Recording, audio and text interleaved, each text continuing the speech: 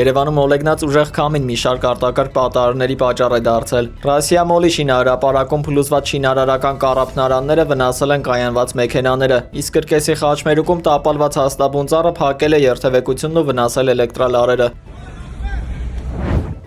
Ուժեղ Հայաստան խմբակցության ղեկավար Նարեկ Կարապետյանը ազգային ժողովում իր ելույթի ժամանակ անդրադարձ է կատարել երկրի տնտեսական խնդիրներին։ Պետական պարտքը հնա աճի մեջ 5 միլիարդից 5 տրիլիոնից 2.5 տրիլիոնը պետական պարտքն է։ Այսինքն մենք ինչքան որ աճել ենք, դրա կեսը պետական պարտքն է։ Կասեք, բայց մյուս կեսն էլ ենք աճել, չէ՞։ Իսկ գիտեք մյուս կեսը ինչն է։ Ցավոք, եթե նայեք վարկերի թիվը մեր հանրապետության քաղաքացիների 2.5 տրիլիոն էլ վարկերի աճն է։ Այսինքն, եթե սպառողական վարկերը 18 թվականին 700 միլիարդ էին, հիմա 1.8 տրիլիոն վարկ կա կախած մեր ժողովրդի վրա։ Եթե հիպոթեկայինի գծով 8 անգամ ավել։ Անդրադառնալով գյուղատնտեսության խնդիրներին Կարապետյանը նշել է, որ 2026 թվականին կես տարում գյուղատնտեսությունը ըստ պաշտոնական վիճակագրական տվյալների անկում է գրանցել։ Ինչ կլինի, եթե սնանկություն հայտարարի երկիրը։ Ինչ կլինի։ Կմտնի միջազգային ֆինանսավորում, ֆինանսական կառույցների կառավարում։ Միջազգային ֆինանսական կառույցները կսկսեն թելադրել մեզ ինչ հարկեր,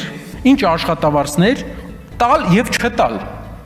Դա եղել է Լիբանանի օրինակով, դա եղել է Հունաստանի օրինակով։ Հունաստանը 15 տարի է ծախսել, որ հետ գա նույն մակարդակին, բայց Լիբանանը դեռ հետ չի գալի։ Իսկ գիտեք ոնց էին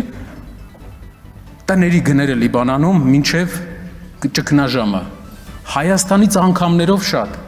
Փողերը նույն ակտիվություններ, բայց Լիբանանում մի բան չկար։ Արդյունաբերություն չկար, գյուղատնտեսությունը չզարգացրին։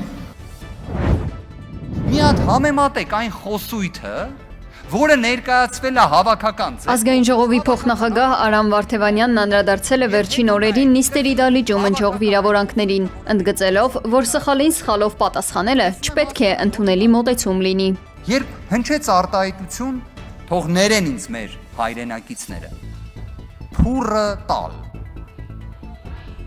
Ձեր կարծիքով նշվածը մեր հայրենակիցներին արժանի խոսույթն է, երբ հնչեցին արտահայտություններ իդեպ, հենց ինձ վերաբերող, դրանք ձեր կարծիքով վիրավորական չէին, արդյոք այդ ժամանակ մեր արձագանքը նա էր, որ դրան անպայմանորեն սենց հերթով բոլորս արձագանքենք, ոչ, որովհետև իսկապես եթե վիրավորանքին վիրավորանքով ես պատասխանում, տենց մինչև ուր ես հասնում։ Վարդևանյանը նշել է, որ խորհրդարանում կարող է հնչել սուր քաղաքական խոսք, սակայն դա չպետք է վերածվի վիրավորանքի։ Նա նաև շեշտել է, որ նիստը նախագահողը ոչ թե պետք է լրացուցիչ սրի իրավիճակը, այլ հավասար մոտեցում ցուցաբերի խորհրդարանի բոլոր խմբակցությունների նկատմամբ։ Մահվան դեպքերի մասին, որը թշնամու կրակից չի, դուք պատկերացնում եք նույն ազգային ժողովը ինչ օրինակ պետք է ծառայի։ Ինչ օրինակ։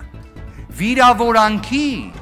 թե օրենքով նախատեսված կարգի պահպանման։ Ու ամենակարևորը,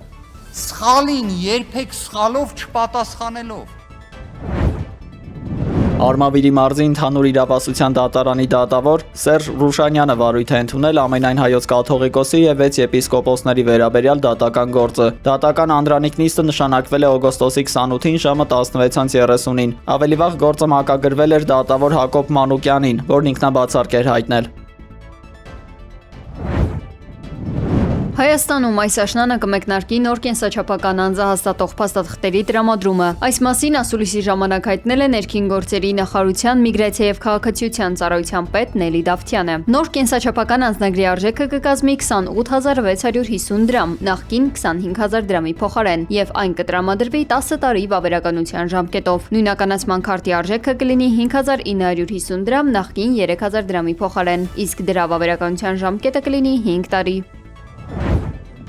Բենյամին Նեթանյահուն հերթական սկանդալային հայտարարությունն է արել։ Միացյալ Թագավորությունն անվանելով Բրիտանիայի Իսլամական Հանրապետություն։ Իր վերջին հարցազրույցում նա քննադատել է բրիտանական մամուլի կողմնակալությունը եւ զուգահեռներ անցկացրել Թեհրանի եւ Լոնդոնի ապագա միջուկային կարգավիճակի միջև։ Բրիտանացի պաշտոնյաները խստորեն դատապարտել են այս ելույթը, այն համարելով վտանգավոր եւ իսլամատիացության դրսեւորում։ Դիվանագիտական այս նոր անկումը հաջորդել է Լոնդոնի սահմանած պատժամիջոցներին եւ զենքի մատակարարման մասնակի կասեցմանը։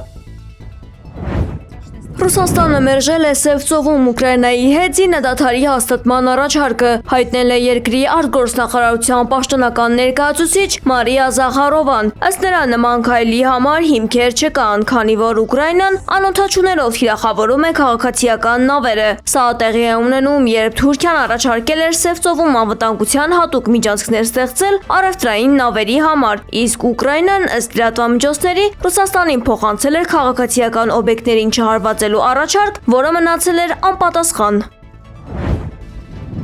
Ռուսական նավթավերամշակման գործարանների թիրախավորումը Ռուսաստանի ավելի քան 16 շրջանում վառելիքային սուրճ ճգնաժամի պատճառ է դարձել։ Երկրում բենզինի դեֆիցիտ է, գնաճ եւ հսկայական հերթեր։ Որոշ խոշոր ցանցերի բենզալցականների 1/3-ը փակվել է։ Իրավիճակը մեղմելու նպատակով մի շարք մարզերում սահմանվել են վաճառքի խիստ սահմանափակումներ եւ ներդրվել է լիցքավորման համակարգ, ըստ մեքենայի պետհամարանիշի զույգ կամ կենտ թվերի։ Ներքին պահանջարկը բավարարելու համար Ռուսաստանը ստիպված է եղել իջեցնել վառելիքի արտադրության ստանդարտները եւ սկսել է բենզին ներմուծել Բելարուսից, Հնդկաստանից եւ Մարոկոից։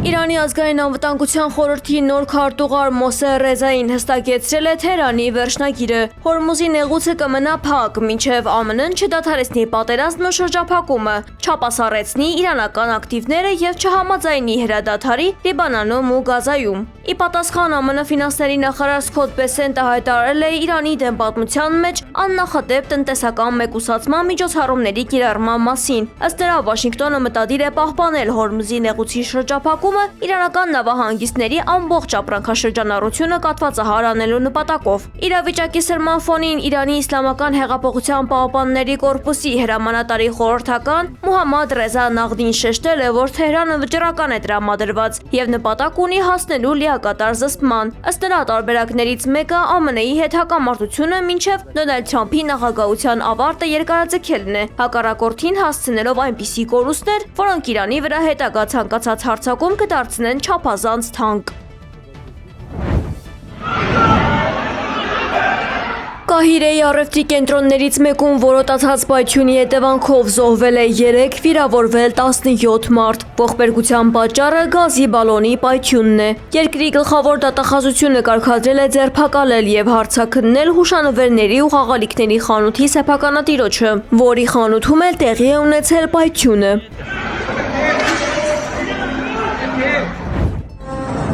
Հորմուզի նեղուցում հարձակման է ենթարկվել Աբու Դաբիի ազգային նավթային ընկերության 2 նավթատանկեր։ Էմիրությունների արտաքին գործերի նախարարությունը կատարվածի համար մեղադրել է Իրանին, պահանջելով դադարեցնել ագրեսիան եւ անհապաղ բացել նեղուցը։